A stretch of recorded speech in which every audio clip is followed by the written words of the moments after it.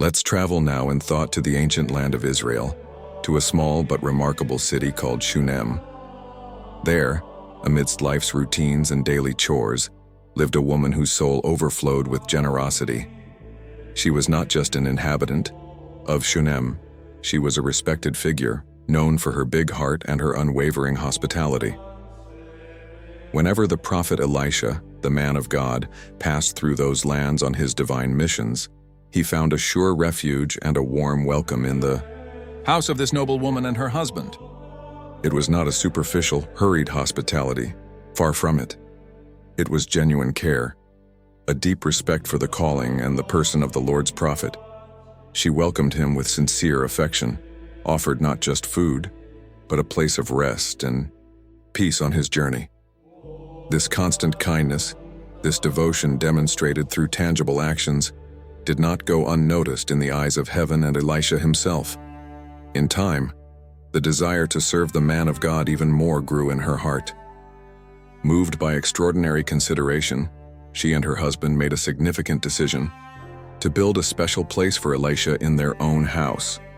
They thought of every detail. They built a room on the rooftop, a private and quiet space, equipped with everything a holy traveler would need. They placed there a comfortable bed for his rest, a table for study or meals, a chair to sit and meditate, and a lamp to illuminate the dark hours. It was a sanctuary of hospitality, a silent testimony of their reverence. This gesture, this careful preparation of a place for the prophet, was not just an act of human kindness. It was a seed planted in fertile ground, a visible demonstration of faith and devotion that caught divine attention.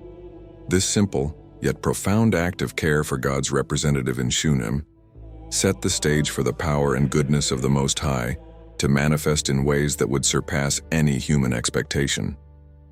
It was the beginning of a journey of faith, Emiyah, opening for miracles that would forever transform the life of this generous and respected woman. An act of love and respect that would echo through the ages, showing the invaluable worth of hospitality offered in the name of the Lord. Deeply touched by that woman's overflowing kindness, her generosity, which extended to building a special resting place for the prophet, moved Elisha's heart. He didn't want to leave such devotion unanswered. So, he consulted Gehazi, his trusted servant, one who observed and understood the needs of others. Elisha asked what he could do for her, what earthly gift could reciprocate the purity of her hospitality. It was then that Gehazi revealed the silent pain, the deep, unfulfilled desire that dwelled in that woman's soul. He told the prophet that she had no children, the blessing of motherhood had been denied her, and that her husband was already advanced in years. Elisha listened and understood that the reward for such faith and goodness would not come from wealth or material possessions. The answer would come from a much greater place, from the very giver of life. He sent for the woman, and upon seeing her, his prophetic eyes saw beyond human circumstances. There, before him, was a righteous soul with an emptiness that only the divine touch could fill. Then, with the authority granted by the Most High, Elisha uttered words that would echo forever in her memory, words of a bold, almost unbelievable promise. He declared firmly, with the certainty of one who speaks in God's name, "About this time, next year, you shall embrace a son." Imagine the wave of emotions that swept over her. Sudden hope, mixed with the disbelief that years of waiting had planted.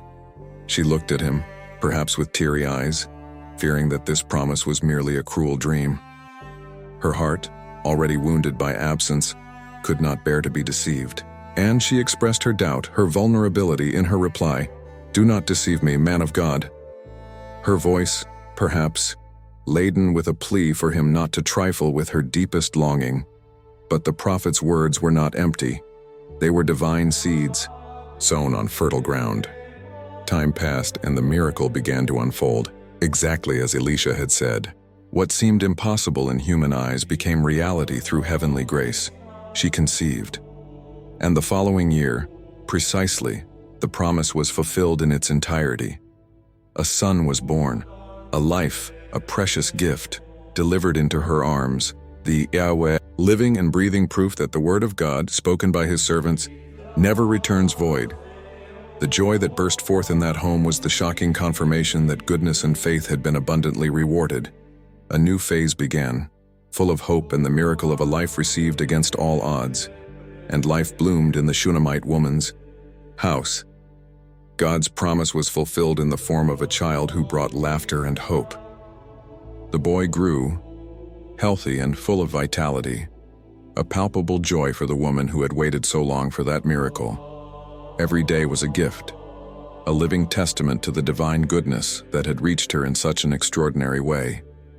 Years passed, and the little miracle became a strong young man, walking through the fields, part of the life of that community, his mother's pride and happiness.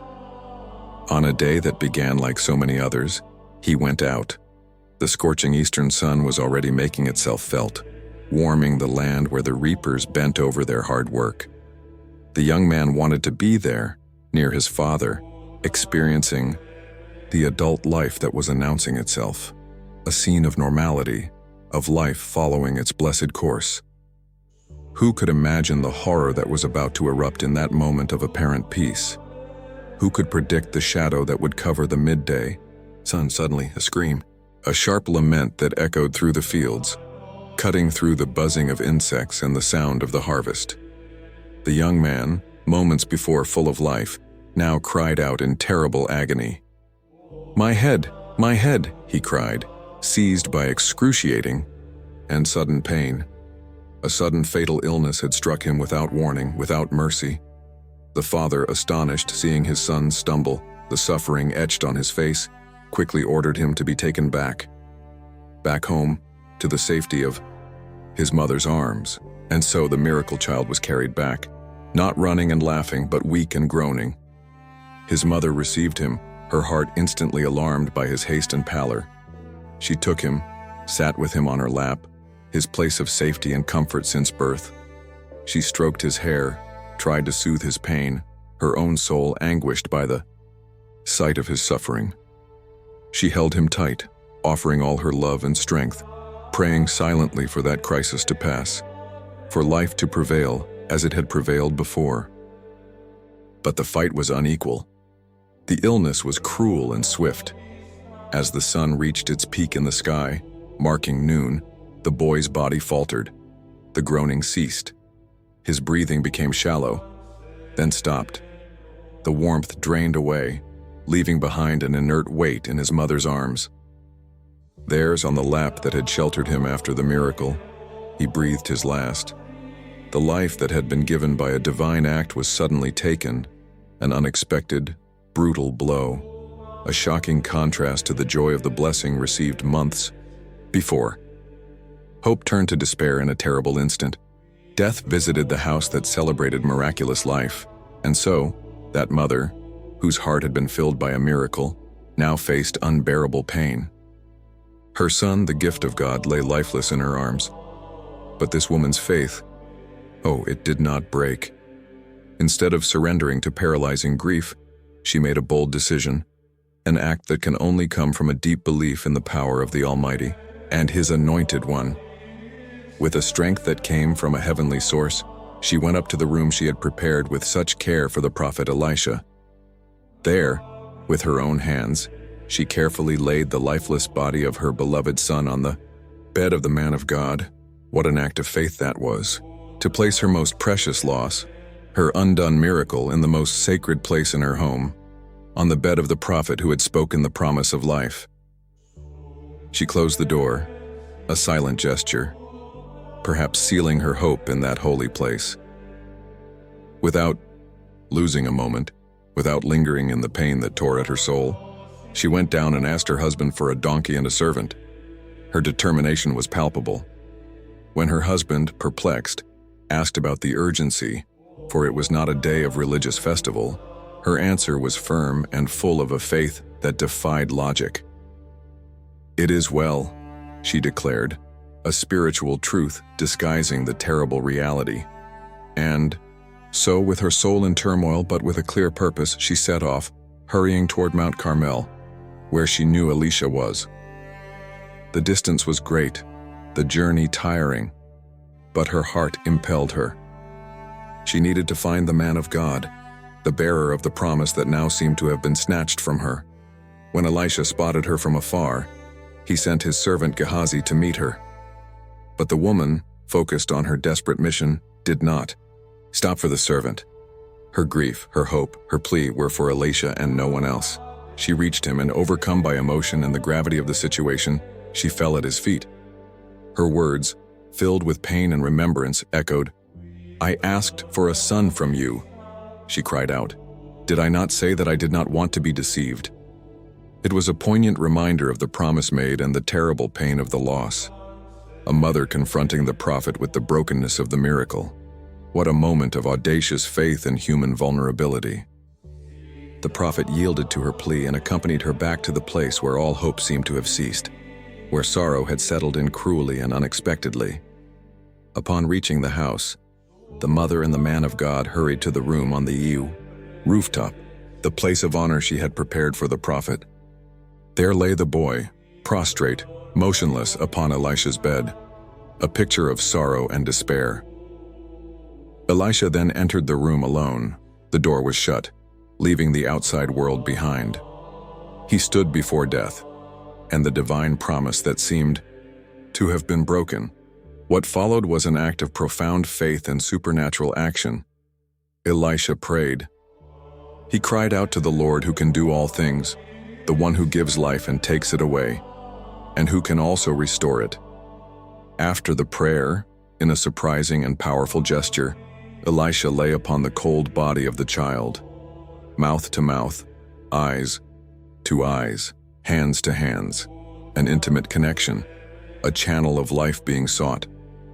The silence of the room was filled with tension, with expectation, with the prophet's faith.